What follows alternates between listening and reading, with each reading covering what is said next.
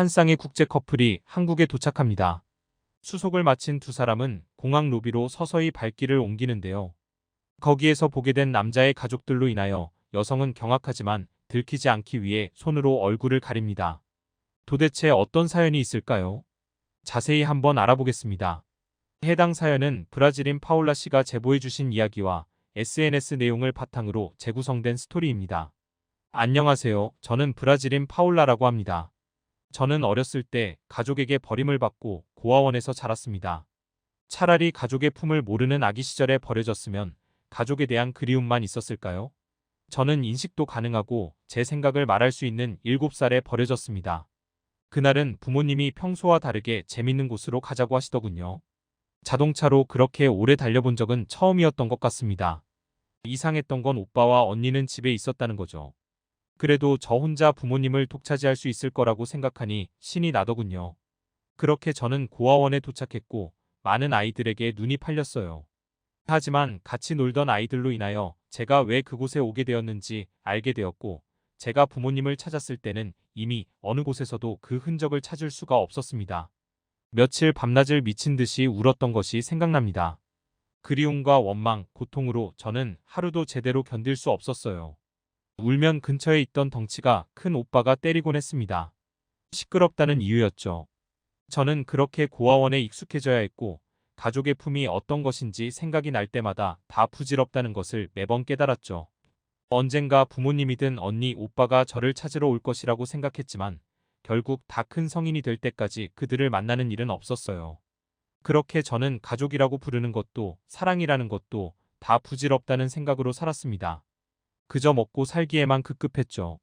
인간관계도 최대한 지양했습니다. 어차피 다 저를 떠날 것이라고 생각했으니까요. 어떻게 하다 보니 사귀게 된 첫사랑은 그 생각을 더 견고하게 만들었죠. 제가 붙잡았으나 그는 저를 무자비하게 버리고 떠나버렸거든요.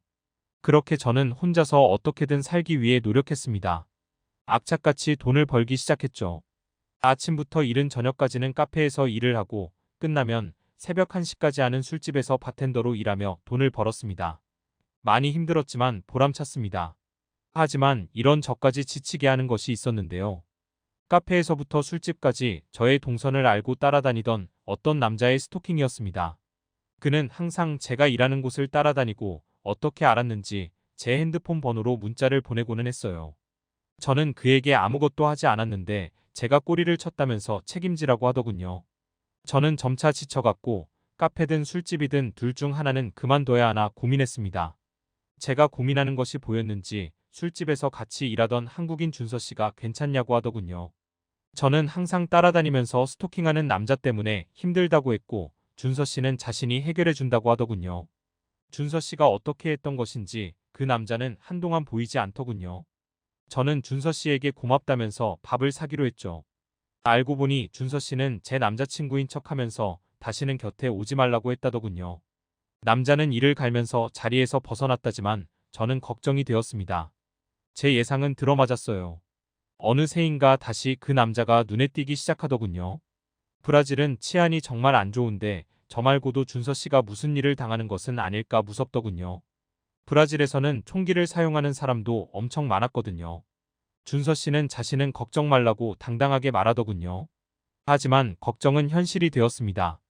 평소와 다르게 사람들이 늦게까지 북적이던 날이었어요. 저를 스토킹하던 남자는 그날 없었는데 이상하게 저를 노려보는 몇 사람이 보이더군요. 보아하니 처음 오는 손님이었는데 이번에도 이상한 남자가 꼬이는 건가 싶어 신경 쓰였습니다. 그런데 그 남자가 한 명이 아니라 3명이었는데 저를 향해 오는 것이 아니라 준서 씨를 향해 가는 것이 아니겠어요. 저는 깜짝 놀라 준서 씨를 불렀지만 이미 남자들은 준서 씨에게 주먹을 휘두르더군요. 준서 씨는 주먹을 맞았으나 쓰러지진 않았습니다. 그 상태에서 준서 씨가 발차기를 했고 그중 가장 덩치가 큰 남자가 턱에 맞아 쓰러지더군요. 상황이 당황스럽긴 했으나 준서 씨가 달라 보이는 순간이었어요. 다행스럽게도 일이 커지지 않고 남자들이 허둥지둥 도망갔지만 준서 씨도 많이 다친 상태였습니다. 사장님께 양해를 구하고 병원으로 빨리 향했습니다. 미안해서 어쩔 줄 몰라 하는 저를 향해서 준서 씨가 많이 미안하냐고 하더군요. 저는 정말 준서 씨에게 미안한 마음이 컸기에 그렇다고 했죠. 아무래도 그 남자들은 스토커가 붙인 사람인 것 같았거든요. 준서 씨는 그러면 자신의 여자친구가 되는 것은 어떠냐고 하더군요. 항상 이런 식의 장난을 치던 사람이었기에 장난치지 말라고 하자 진짜라고 하더군요. 저도 나쁘지 않다고 생각했기에 저희는 그렇게 얼렁뚱땅 사귀게 되었습니다. 술집에서는 다행스럽게도 둘 다 잘리지 않아 일을 계속할 수 있었습니다. 어느 정도 관계가 진척되었을 때 준서 씨는 자신의 가족이 사업을 하고 있어서 언젠가 가업을 물려받을 예정이라고 하더군요. 그러면서 자신이 꿈꾸는 미래를 이야기해 주었습니다. 같이 한국에 가서 결혼을 하는 것은 어떠냐고 했거든요. 브라질보다 치안도 좋고 저를 더 행복하게 해줄 수 있다면서요. 그러면서 제가 꿈꾸는 가족을 선사해 주도록 노력하겠다고 했습니다. 사실 저는 가족을 원망하면서도 나만의 가족을 꿈꾸고 있다는 것을 준서 씨를 만나면서 알게 된 터였거든요. 저는 바로 좋다고 했습니다. 제가 가족을 만들고 싶다는 생각이 든 것도 준서 씨 덕분이었으니 당연히 준서 씨와 결혼하는 것이 맞다고 생각했거든요. 저희는 준서 씨 가족의 허락을 막기 위해 한국으로 향했습니다. 오래 걸리는 비행기 시간만큼 걱정이 커지더더군요. 만약에 부모님이 외국인이라고 싫어하시면 어쩌나 싶었거든요. 준서 씨는 그런 일은 없을 것이라며 저를 다독였습니다. 한국에 도착하자마자 저는 깜짝 놀랄 수밖에 없었습니다. 사업하신다던 준서 씨의 부모님은 전혀 그럴 것 같은 옷을 입고 계시지 않았거든요. 후줄근한 옷을 입고 스케치북에 저와 준서 씨의 이름을 크게 써놓고 기다리고 계시더군요. 그래도 저에게 감동은 제 이름의 스펠링을 잘 적어주셔서 찾을 수 있었다는 거예요. 감동과 혼란이 머릿속을 휘감았습니다. 저를 환영해 주시고 계신 준서 씨의 부모님께 감사의 마음이 들기는 했으나 준서 씨가 거짓말을 한 건가 싶었거든요. 제 생각에 사업을 하는 사람들은 정장을 입고 있거나 깔끔한 옷을 입을 것이라고 생각했었습니다. 그런데 전혀 예상하지도 못한 행색이라서 꽤 놀랐거든요. 저는 최대한 혼란스러운 감정을 지우고 웃으려고 노력했습니다. 어머님은 저를 보자마자 안아주시면서 뭐라고 하시더군요. 준서 씨는 어머니가 고생했다고 말하는 거라며 통역을 해주고는 아들보다 벌써 며느리 사랑이라며 웃더군요. 그리고는 저희를 차가 있는 곳으로 끌고 가셨습니다. 자동차도 험하게 다뤄진 듯이 여기저기 기스가 나 있는 승합차였습니다. 짐을 실으면서 준서 씨는 실망했냐며 조용히 물어보더군요. 저는 머뭇거리다가 미안하지만 실망하긴 했다고 혹시 집안이 망했냐고 물어봤죠. 처음부터 알려줘도 저는 도망갈 마음이 없는데 왜 거짓말을 했냐며 의문을 표하자 준서 씨는 박장대소를 터뜨렸습니다. 준서 씨는 조금만 기다려보라며 집부터 가자고 하더군요. 저는 솔직히 무슨 영문인지 이해가 안 갔습니다. 준서 씨가 박장대소를 터뜨린 이유를 알 수가 없었거든요. 저한테 거짓말을 해놓고 이제야 민망해서 웃는 건가 싶기도 했어요. 저는 그저 조용히 준서 씨의 집으로 향했죠. 아버님과 어머님은 저에게 힘들지는 않았냐며 많은 것을 물어보셨어요. 준서 씨는 중간에서 열심히 통역을 해주더군요. 준서 씨의 본가는 인천에서 거리가 있는 편이라서 몇 시간을 걸려서 가야만 했습니다. 저는 가는 도중에 결국 잠이 들었어요. 준서 씨가 깨워 눈을 떴을 때는 제 눈앞에 예쁜 카페가 있더군요. 제가 왜 갑자기 카페에 왔냐고 묻자 준서 씨는 웃으며 자신의 집이라고 하더군요. 저는 정말 당황할 수밖에 없었어요. 카페인 줄 알았던 그 2층 집은 준서 씨의 집이었고 앞에는 드넓은 정원에 연못까지 있었거든요. 그리고 옆에는 독일제 차가 2대 서 있었죠. 저는 당황해서 입을 다물지 못하자 아버님은 깜짝 놀랬냐는 말을 포르투갈어로 말하셨어요. 그 말에 더 당황해서 화들짝 놀랐습니다.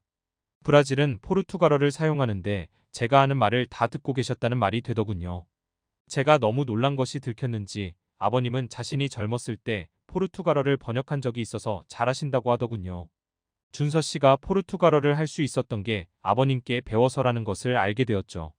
저는 집에 들어서서 당혹스러움을 감추지 못했어요. 공항에서 상상했던 준서 씨의 집과 많이 달랐으니까요.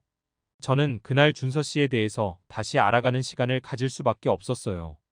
준서 씨가 말했던 사업은 농업과 관련된 사업이더군요. 아버님과 어머님은 농사를 크게 하고 계셨는데 너무 바쁜 시즌이라서 자신들도 민망하긴 했지만 일을 하다가 마중을 나오실 수밖에 없었다고 하더군요. 제가 했던 멘트에 대해서는 다 이해가 된다면서 그래도 아들을 사랑했을 것이라니 너무 고맙다고 하시면서 껄껄 웃으셨어요. 그러면서 제 가족이 되어주고 싶으시다면서 준서 씨와 결혼하고 한국으로 오는 것이 어떠냐고 하시더군요. 준서 씨가 저한테 잘해주지 못하면 언제든지 일을 하면서 제 부모처럼 잘해주겠다고 해주셨어요. 이제까지 상상해 본 적도 없는 말을 들으니 울컥 눈물이 쏟아지더군요.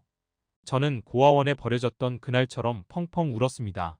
너무 기쁘면 울 수도 있다는 걸 그때 처음 알았어요. 새로운 가족이 생긴다고 생각하니 기분이 정말 묘하더군요. 그렇게 저와 준서 씨는 모두의 환영을 받으며 결혼을 했습니다. 상상도 못했던 나라에서 살게 되었지만 진정한 제 가족이 한국에 있다는 확신을 가지게 되었죠. 저희가 결혼한 지 벌써 7년이 넘어가네요. 저희는 그동안 한국으로 거주지를 완전히 옮겼고 아버님과 어머님이 하시는 농사를 같이 하고 있어요. 준서 씨와 저는 현재 해외로 수출할 방안도 알아보며 여러 가지로 바쁜 하루를 보내고 있답니다. 그동안 시부모님들은 정말 자신이 한 말을 현실로 옮겨주셨어요. 제 부모님처럼 저를 엄청 예뻐해 주시고 오히려 준서 씨가 사위 같다니깐요. 불과 10년 전에는 이런 행복한 가족을 꾸릴 수 있을 것이라고 상상도 해본 적이 없는데 항상 신기해요. 저는 새로운 가족을 한국에서 찾을 수 있다는 것에 감사드려요. 이제 저는 저를 버린 부모님을 원망하지 않아요. 한국에 있는 진정한 제 가족을 찾기 위한 과정이었다고 생각하고 있거든요. 이제 한국이 제 나라고 진정한 고향이라고 생각합니다. 지금까지 파올라 씨가 보내주신 사연에 대해 소개해드렸는데요. 어떻게 보셨나요? 클립 뉴스에서는 여러분의 사연을 기다리고 있으니 소개해주고 싶은 사연이 있으시면 언제든 제보 바랍니다.